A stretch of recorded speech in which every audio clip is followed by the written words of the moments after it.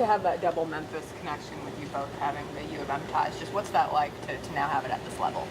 No, I mean, it's definitely special and significant just because, like I say, he's like my little brother, and we're pretty much family in that sense. And just being able to play with somebody that you both went to the same alma mater, you both pretty much share that same bloodline because of that. So, I mean, to be able to share the floor with them and play with them and compete with them and continue that brotherhood, I mean, it's a great feeling. What do you think that does for fan interest? I mean, just for the hustle, for people to get out and watch more because you two are familiar in this area? I mean, I feel it'll be big. I think it's a big deal that they brought the G League City and put it in Memphis instead of being in Iowa. And it'll give the Memphis fans something else to look forward to other than just Grizzly games. And now that they're bringing some hometown talent back, I think it'll give Memphis fans something else to go see and to come check on guys that they've always rooted for before. So, I mean, I feel like it'll be huge this year. You have been through such a long journey to get here. Like in 2016, you're on the training camp roster, then you went back overseas, and then you came back over the summer for summer league, and then you're back at the two-way. What does that feel, and what do you think about your journey so far? Oh man, like you said, I've had a hell of a journey. I've been all over the world. I've had a lot of ups. I've had a lot of downs. I've been all over the place. I've had some tough times. I've had some happy times. But I mean, at the end of the day, it was my goal to get back to the NBA, and I'm partially there. Like I feel like right now, I have my foot halfway in the door, halfway out because I'm on the two-way. But I feel like if I take care of my business and do what I need to do, my ultimate dream will be accomplished.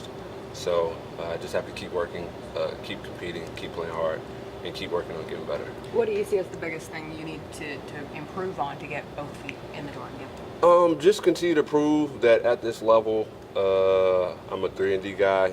I'm a guy that can defend and knock down open threes and be aggressive on offense. I feel like that's the biggest thing for me. Within the organization, they already know what I can do. I proved that over the years, but it's just, can I consistently do it, and can I continue to do it at a high level at this level? So I just have to go out there, just play my game, compete, play hard defensively, and just knock down open shots.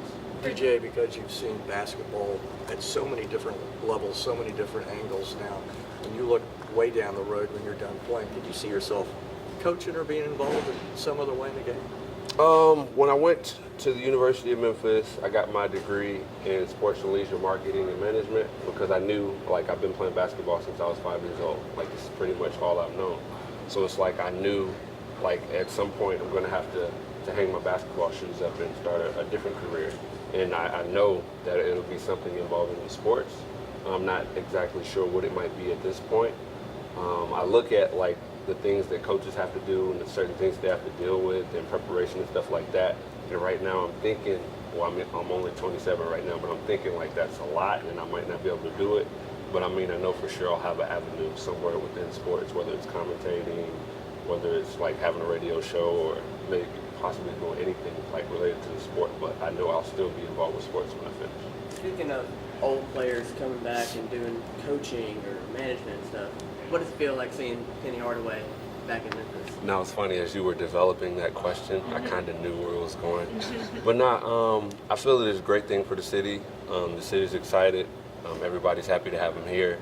I've had the joy of sitting through a couple of practices, and I see he has them working hard, and he's trying to get them better and get them ready for the season. So I'm just excited. I feel like it's going to be a great year, and I feel like he's going to do some great things here. Alfonso McKinney played in the G League for 2 years. He got picked up for the Warriors training camp. Now he's playing awesome in the first 8 games, and people are like, "What? Like, how did we not see this player before?" Do those stories inspire you to be like that type of player? Like to be like, why haven't we picked him up before, or like why hasn't he been on an NBA team? I mean, those situations, like, I mean, even like a CJ McCollum or like a Spencer Dinwiddie. It's like those guys, they're great players. It's timing, it's opportunity, because there's a lot of great players out there, but if they don't get the opportunity to be seen, you'll never know it. Then it's like they finally get this opportunity to play or showcase their talents, and then everybody's just like, oh my gosh, like, where was this great player? They've been great all along, they just didn't have the opportunity or the chance to really showcase it. So it's just like, when the opportunity comes and you're given an opportunity to make something happen or to showcase your talents, you just have to be ready and you just have to play. A lot of people have said that since you're on a two-way with the Grizzlies, you can flip a game. You can come in, give the energy for a few minutes, and then do your thing, and it can change the turn of the game. Well, for the hustle with more reps, what do you see your role being? That's been my toughest transition because since my time I've been here, I've been splitting time with the Grizzlies and splitting time with the hustle. And it's been a tough transition because it's like when I'm with the Grizzlies, like I kind of already have an understanding of what it is. Like I just fit in, come in, play hard, knock down open shots. But it's like my role with the hustle is a bigger role. So I'm trying to transition and learn to be a little bit more aggressive on offense and learn to do other things on the floor as well. But I mean, I've always brought certain things to the floor. I'll continue to do so defensively, bringing energy, playing hard, hustle, all that stuff. I just have to continue to try to be more aggressive and develop more offensively. Are two-way players allowed to compete in the dunk contest? I'm not All-Star sure. weekend? I'm not sure. I would imagine if the Grizzlies could call me up for that time, then I'm sure I Would you would be do able it? to. People keep asking me that. I'm unsure at the moment. Everybody wants me to. Like everybody, anytime there's a dunk contest, everybody always wants me to compete in it. But personally, like me, I've never really liked doing dunk contests. I've only really Even done them. in the But- All-Star weekend, that all the big lights. No, I everything? know, I get it.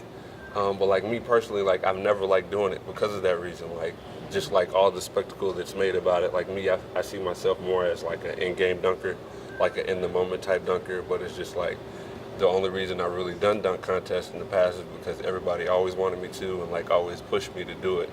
So I mean, I'm still undecided if I get the opportunity. I'm unsure or not if I'll participate, but we'll see. You gotta have some crazy moves though, right? Like in the arsenal that you're like, if you were to do it, or Yeah. would you have to come up with stuff? No, I mean, at this point, there's been so many dunk contests and so many guys have tried so many different things. So it's tough in a sense of where you have to try to be even more creative. And you got guys like Derrick Jones Jr. and you have Terrence Ferguson and Dennis Smith Jr. and guys like that they have these special dunks or they jump high and they can do all these special things. So it's like if you're going up against guys like that, you really have to come with it because if you don't, then you're just going to look bad. So Do they do anything you can't do? Like when you see them, were you like, yeah, that's I mean, me that's a big personally, one. I don't really like practicing dunking, just like going to the gym and just practicing doing certain dunks. So it's like there's dunks I've never tried before, but like even last year when I was in France doing the dunk contest, there was dunks I'd never tried before. But then I tried them and I could do them. So it's like, I'm pretty sure with any dunk, if I actually practiced and worked on it and did this and that, then I would be able to do it. But it's like me personally, I don't like doing stuff like that. To just go in the gym and just practice working on this dunk, man, I'm going to do this dunk or I'm going to finish this dunk or I'm going to work on it or whatever. I don't like doing that because I see myself as more of a complete basketball player. And that's all like the main things that everybody looks at when they see me. Like the dunks, the athleticism, but it's like I always want to be seen as something more than that, So more does it complete bother you basketball at all player. that people, I mean, when people kind of overplay that part of your skill, the jumping, does that kind of bother you? At this point, it does, yeah. Because I mean, all my career, that the athleticism, that's always what everybody's focused on. The dunks, that's always what they've talked about. And it's like I've worked tremendously to get to where I am. I've worked on so many different things, and it's like that's the only thing that everybody keeps pointing out is the athleticism. So it's like at this point, I want people to notice like the other parts of my game that I've worked on and the other things that I'm good at doing. What do you think that you've most improved on since college? A lot of people have said shooting, a lot of people have said defense. What do you think? Probably my shooting. I was a capable shooter in college, but I just wasn't given the opportunity to do so. But I feel like over the years, I've just worked at it tremendously to get a lot better. Last year when I was in France, I think easily the amount of attempts that I took in threes exceeded like my 2-pointers. So, I mean, that's been my focus over the last few years, and I feel that that's something that I still need to improve on today.